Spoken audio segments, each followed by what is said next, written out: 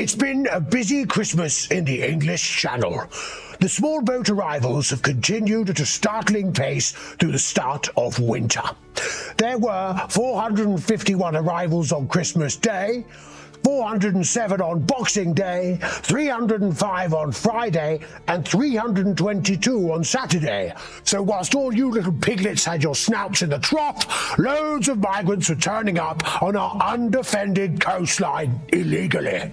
Yesterday, we know at least 3 more people drowned in the channel near the coast of France, taking the number of migrants who have died or gone missing attempting to crossing this year to 77. As the mayor of Sangatte, Guy Alimand, told the French news agency AFP, it's crossing after crossing without any let-up. And unless there is a sudden, total let-up, then Labour will end the year having presided over more than 23,000 illegal arrivals during the half in which they have spent in power. So pro rata, they have taken us right back up to the peak flow of 2022, when just under 46,000 made the crossing. Now remember, we are in a period of massive immigration into the UK of over 1 million people a year, mostly via utterly ridiculous legal routes that need closing. That's for another video, my piglets. But a government that can't even protect its citizens from illegals is either inept or corrupt or acting deliberately. It has not been so much a case of Kier Starmer smashing the gangs, but as the gangs smashing Kier Starmer. Instead, so threadbare is the Prime Minister's deterrent-free approach to the issue that he held a special press conference last month just to celebrate the arrest of one Turkish rubber dinghy salesman at Schiphol Airport in Amsterdam.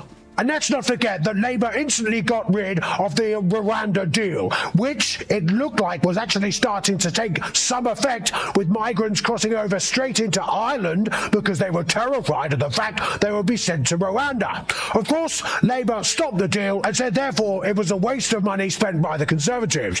Labour said to us that they had a better plan, but as yet we don't know what it is, and the cynic among us in the pigsty would say that they got rid of the plan because they want illegals to come to this country. Your guess is as good as mine, piglets. The best social media joke of the season was from a poster on X who yesterday put out spoof breaking news claiming that Kier Starmer has asked the gangs to come up with ideas on how they can smash themselves, piglets.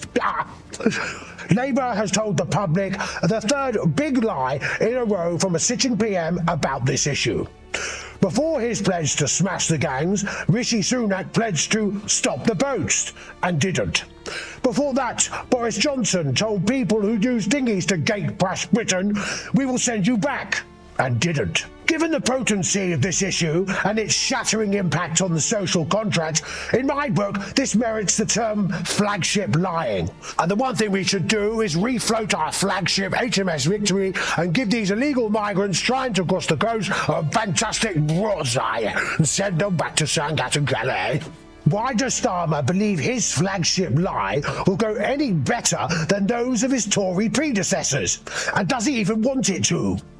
Hard-pressed taxpayers concede that the welfare state and their hard-earned taxes have been thrown wide open to bad-faith, non-compatriot freeloaders. Brits freeze to death on the streets while cynical foreign nationals, many young men who illegally breached our borders, are put up free of charge in centrally heated hotels. In some cases, they have special healthcare provision on tap too, and this in an era of record NHS waiting lists for the rest of us, piglets.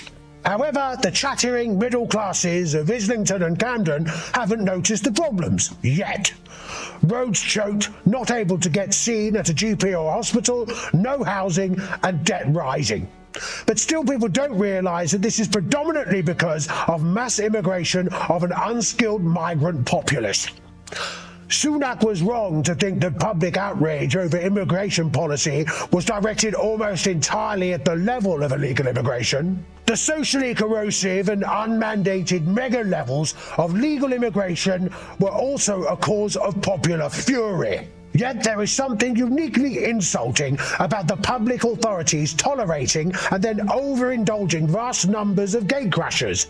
It's a basic breach of contract on the part of the governing class towards the governed, akin to forking out a fortune for a ticket to Glastonbury and then seeing stewards create a special hole in the fence, especially for freeloaders, who are then escorted to the glamping section and given free backstage passes.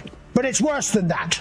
Not only does two-tier Kier not smash the gangs, his Home Office goes out of its way to protect and provide for those invading criminals.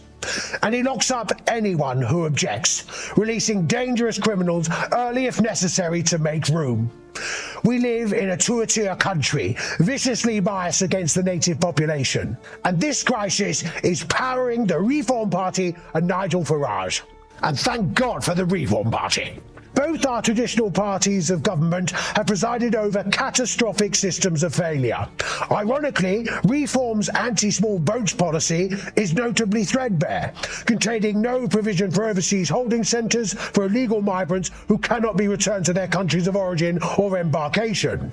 But Nigel Farage is nonetheless a credible champion for the wronged masses of the British public, someone who has for decades braved establishment brickbats to highlighting the downsides of uncontrolled immigration.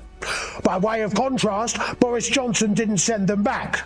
Rishi Sunak didn't stop the boats. Kier Starmer didn't smash the gangs. I'm tired of Starmer and Yvette Cooper repeating this nonsense, thinking that we will one day believe it.